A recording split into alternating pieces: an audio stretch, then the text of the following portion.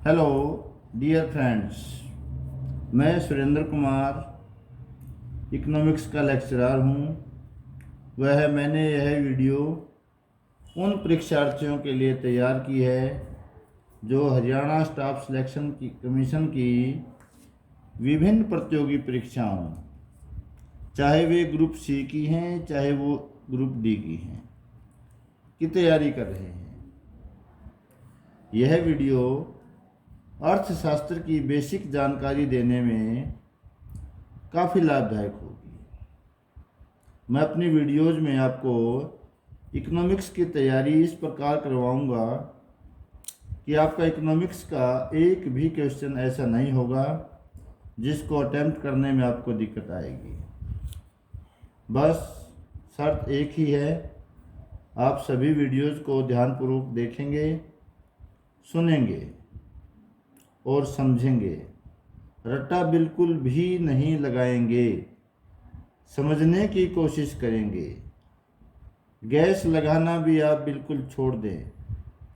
आपकी तैयारी परीक्षा की इस प्रकार होनी चाहिए कि जब क्वेश्चन पेपर आपके सामने आए, जैसे ही आप क्वेश्चन पढ़ते हैं, क्वेश्चन पढ़ते ही आपके माइंड में उसका आंसर एकदम आ जाए और वो आंसर फिर आप ये देखें कि किस ऑप्शन में दिया हुआ है, ए में, बी में, सी में या डी में।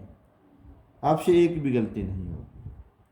ऑप्शन पढ़ करके, ए बी सी डी पढ़ करके और फिर उत्तर देना, ये उतना सटीक नहीं होगा। लेकिन यदि आपने ब्रेन में उत्तर आपके स्पष्ट है, आपके माइंड में क्लियर है, फिर आपने ऑप्शन देखा है कि ये किस ऑप्शन में है, आपका जो आंसर है वो बिल्कुल 100% करेक्ट होगा, बशर्ते कि आपने पूरे कंसेप्ट को अच्छे तरीके से क्लियर किया हुआ है। आज यह हमारी फर्स्ट वीडियो है। यहाँ से हम इकोनॉमिक्स की जो बेसिक जानकारी है वो इसी पैटर्न से जो है हासिल करेंगे। जो पहला क्वेश्चन है, भारतीय अर्थव्यवस्था किस प्रकार की है। पहले हम क्वेश्चन को समझने की कोशिश करेंगे। देखिएगा, हमारी जो अर्थव्यवस्था है इसमें निजी क्षेत्र भी है, सार्वजनिक क्षेत्र भी है। हमारी अर्थव्यवस्था में पूंजीवादी अर्थव्यवस्था के गुण भी पाए जाते हैं, समाजवादी अर्थव्यवस्था के गुण भी पाए जाते हैं। हमारे यहाँ सरकारी विद्यालय भी हैं। सरकारी विद्यालय सार्वजनिक क्षेत्र में आते हैं। हरियाणा रोडवेज की बसें हैं जो सरकार के अंडर आती हैं, सार्वजनिक क्षेत्र में हैं। प्राइवेट स्कूल भी हैं, ये निजी क्षेत्र में आते हैं। जिसका मालिक कोई निजी व्यक्ति है या निजी संस्था है वो निजी क्षेत्र होता है, और जिस उद्यम का मालिक सरकार होती है, जैसे सरकारी स्कूल है, हरियाणा रोडवेज है, भारतीय रेलवे है, ये सार्वजनिक क्षेत्र होते हैं। हमारे यहाँ ऐसे क्षेत्र उद्यम भी हैं जिनका मालिक सरकार भी है और निजी क्षेत्र भी है, दोनों मिलकर भी हैं, संयुक्त उद्यम के क्षेत्र हैं। हमारे यहाँ पूंजीवादी अर्थव्यवस्था भी है। पूंजीवादी अर्थव्यवस्था वो होती है जिसमें उत्पादक अपने हिसाब से निर्णय लेता है कि कितना उत्पादन करना है, किस कीमत पर बेचना है।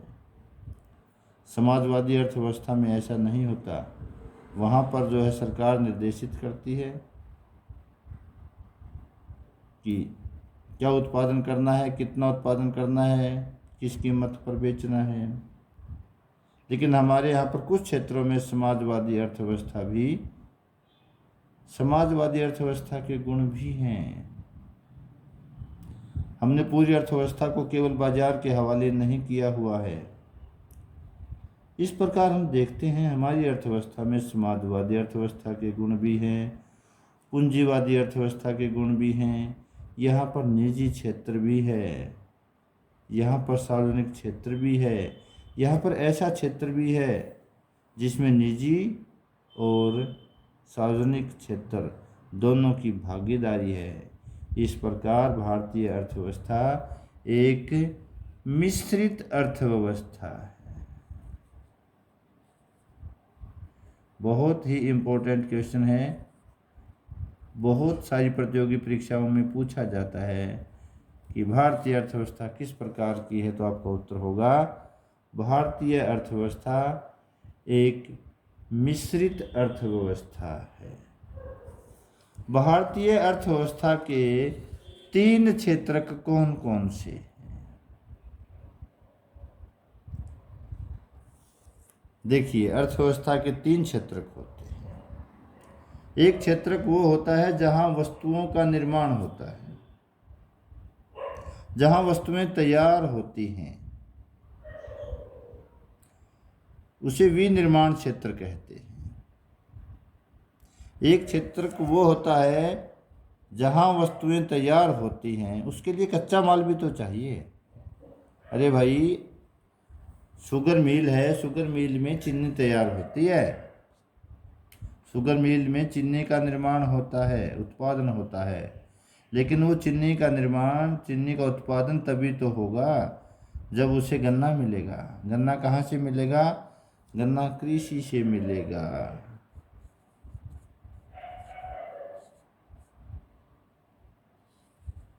तो जो यहाँ पर कृषि है, ये कच्चा माल देने वाली है, जहाँ कच्चा माल तैयार होता है।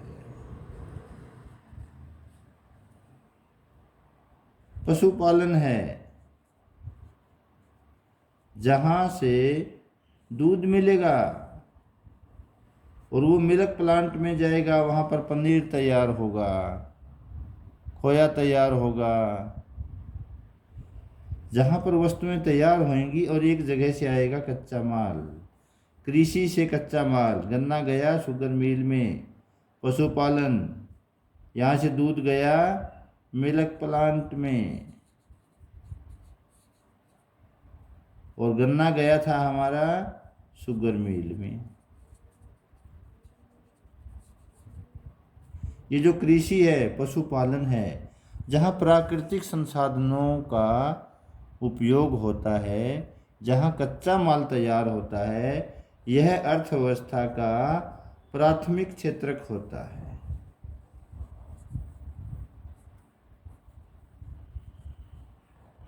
और जहाँ से ये कच्चा माल फिर जाता है शुगर मिल में, मिल्क प्लांट में, जहाँ वस्त्र बनते हैं, टेक्सटाइल इंडस्ट्री में जाते हैं, जहाँ जो है चमड़ा जो है कच्चा माल है, ये जाएगा जूता उद्योग में।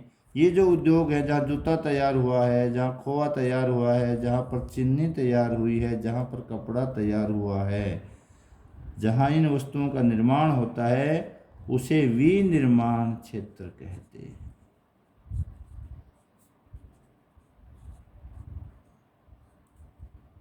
द्वितीयक क्षेत्रक,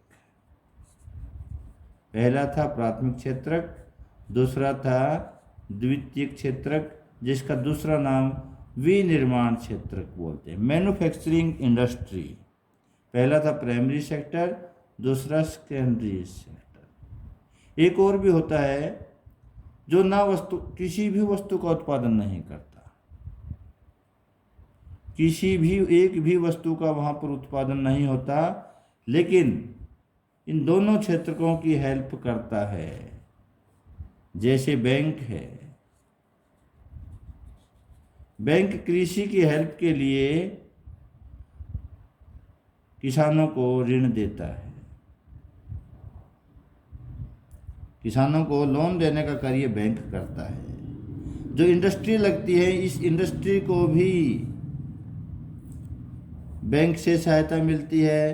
प्राथमिक क्षेत्र को भी जो है, प्राथमिक क्षेत्र को भी बैंक से हेल्प मिलती है, द्वितीयक क्षेत्र को भी बैंक से हेल्प मिलती है। स्वयं किसी प्रकार की किसी वस्तु का उत्पादन इसने नहीं किया, चाहे बैंक है, चाहे बीमा क्षेत्र है, चाहे परिवहन के साधन हैं, चाहे संचार के साधन हैं, परिवहन के साधन जो सामान को एक स्थान से दूसरे स्थान पर ढोते हैं। यहाँ से जो कृषि से गन्ना जो है शुगर मिल में परिवहन के साधनों के साथ ही तो जाएगा। रोड होंगे, ट्रांसपोर्ट के साधन होंगे, उन्हीं की हेल्प से जाएगा। और यहाँ से जो चीनी तैयार होगी, चीनी तैयार होकर के मार्केट में जाएगी। ये चीनी भी तो मार्केट में परिवहन के साधनों के द्वारा ही तो जाएगी। हालांकि परिवहन के साधन ने जो बैंक है या बीमा है या संचार के साधन है, जहाँ से हमें जानकारी मिलती है सूचना के, जो उनको संचार के साधन कहते हैं। तो ये जो तीसरा क्षेत्र है जो किसी वस्तु का उत्पादन नहीं करता, लेकिन दोनों प्राथमिक क्षेत्र की भी और द्वितीयक क्षेत्र की भी सहायता करता है, इसको हम कहते हैं तृतीयक क्षेत्र।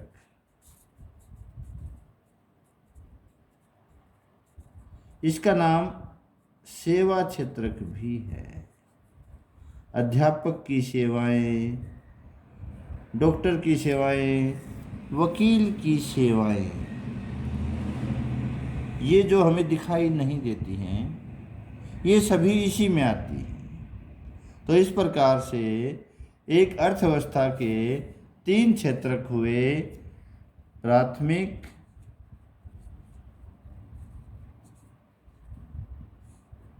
द्वितीयक और तृतीयक। अब होता क्या है प्यारे दोस्तों, जब एक अर्थव्यवस्था प्रारंभिक अवस्था में होती है, अर्थात उसका विकास बहुत अधिक नहीं होता है, उसमें प्राथमिक क्षेत्र का राष्ट्रीय आय में योगदान अधिक होता है। जैसे जैसे देश का विकास होता चला जाता है, राष्ट्रीय आय में प्राथमिक क्षेत्र का योगदान कम होता चला जाता है। आप इसे शुद्ध भाषा में ऐसे समझिएगा, जब एक देश शुरुआती अवस्था में होता है विकास की, तो ज़्यादातर लोग खेती बाड़ी में लगे होते हैं। जैसे जैसे विकास होता जाता है, डेवलपमेंट जैसे जैसे होती जाएगी, कृषि क्षेत्र से लोग हटते चले जाएंगे, वो उद्योगों की तरफ जाएंगे या सेवा क्षेत्र में जाएंगे, प्राथमिक क्षेत्र से कम होते चले जाएंगे। तो जैसे जैसे किसी देश का विकास होता है, तो राष्ट्रीय आय में जो योगदान है प्राथमिक क्षेत्र का कम होता जाएगा, द्वितीयक और तृतीयक क्षेत्र का योगदान बढ़ता चला जाएगा। जब हमारा देश आज़ाद हुआ था, हमारे देश की राष्ट्रीय आय में प्राथमिक क्षेत्र का योगदान लगभग 58% था। सबसे ज़्यादा योगदान 58% जो है वो प्राथमिक क्षेत्र का था। लेकिन आज की डेट में, आज की तिथि में, ये 58% योगदान तृतीयक क्षेत्र का है।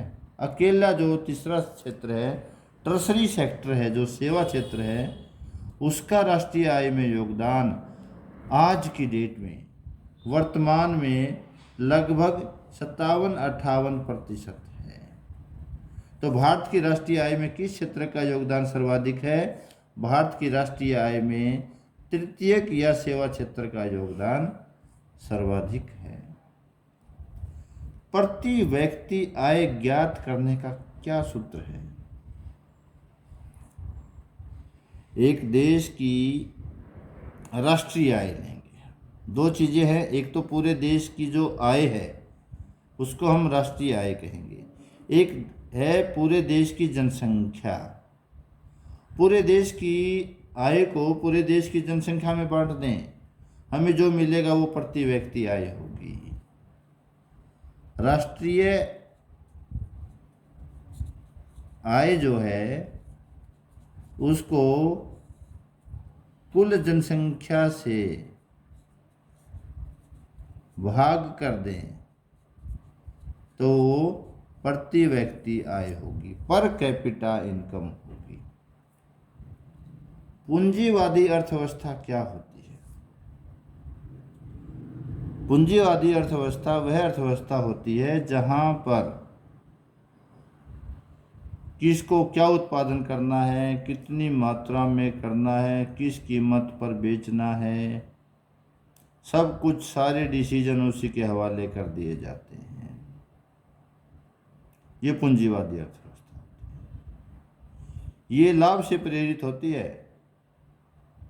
इसमें जो बिजनेसमैन है वो सारा काम अपने प्रॉफिट के लिए करता है, समाज कल्याण की बात इसमें नहीं होती। ये लाभ से प्रेरित होता है। जो बाजार की जो क्रियाएं हैं, मांग और पूर्ति, उनके द्वारा जो है संचालित होती है, और लाभ कमाना जो है उसमें जो पूंजीवादी अर्थव्यवस्था है वो लाभ ही इसका प्रेरणा स्रोत है। दूसरी अर्थव्यवस्था होती है समाजवादी अर्थव्यवस्था। समाजवादी अर्थव्यवस्था में सरकार को यह निर्णय लेना होता है किस वस्तु का उत्पादन करना है, कितनी मात्रा में करना है, किन के लिए करना है और किस कीमत पर करना है। ये समाज कल्याण की भावना से प्रेरित होती है। यहाँ पर बाजार की जो ताकतें हैं, मांग और पूर्ति है, उसका ध्यान नहीं रखा जाता। निजी क्षेत्र क्या होता है, सार्वजनिक क्षेत्र क्या होता है। किसी उद्यम का जो मालिक है, यदि वो सरकार है, जैसे सरकारी हॉस्पिटल है, सरकारी स्कूल है, रेलवे है, सार्वजनिक क्षेत्र है।